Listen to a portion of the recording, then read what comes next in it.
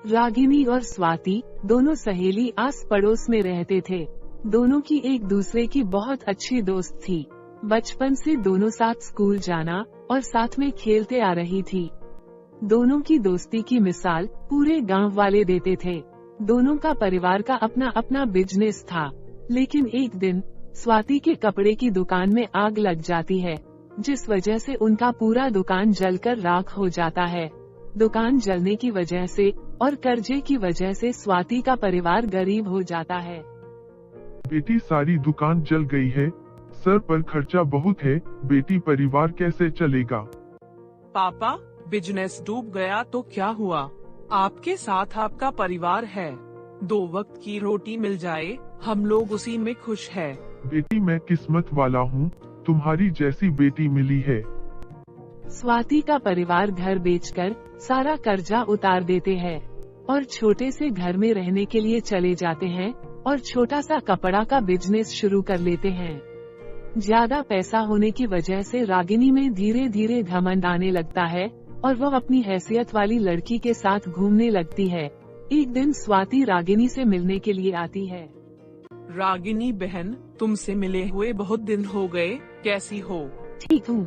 माँ और पिताजी तुम्हें याद कर रहे थे, चलोगी मेरे घर मिलने के लिए? तुम लोग गरीब हो, मैं छोटे से घर में मैं अपना कदम नहीं रख सकती।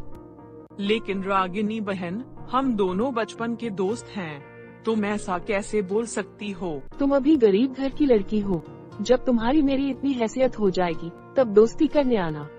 ये बोलकर वो अपने दोस्तों के साथ चली जाती है।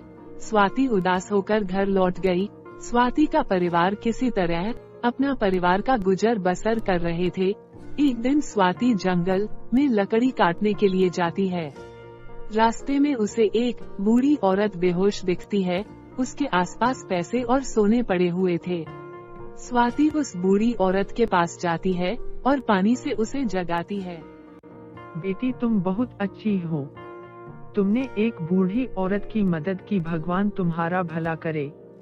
दादी माँ, यह तो मेरा फर्ज है, दूसरों की मदद करना।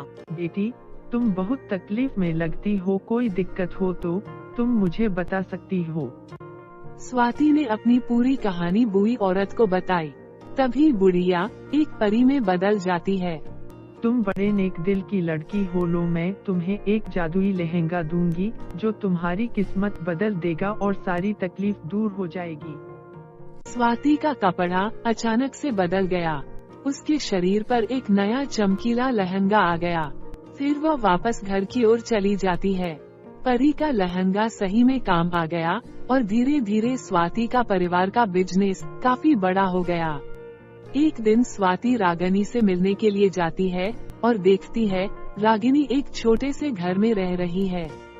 रागिनी बहन, क्या हुआ? तुम इतने छोटे से घर में क्यों रह रही हो? स्वाति बहन, मेरे पिताजी की दुकान में भी आग लग गई थी और कर्जे की वजह से घर बेचना पड़ा। परिवार में खाने के लिए मुश्किल से 2 वक्त की रोटी मिल पाती है। बहन, उदास मत हो, पिताजी से बात करके तुम्हें कुछ पैसे दिलवा दूंगी, जिसे तुम लोग अपना बिजनेस दोबारा शुरू कर लेना। बहन, मैंने तुम्हारे साथ बहुत गलत व्यवहार किया, मुझे माफ कर दो। बहन, मैं तुम्हारी बचपन की दोस्त हूँ, बहन जैसी हो, इसमें माफी मांगने वाली क्या बात है। इसके बाद रागिनी का बिजनेस भी अच्छा चलने लगा। दोनों बहन खुशी खुशी साथ में रहने लगते हैं।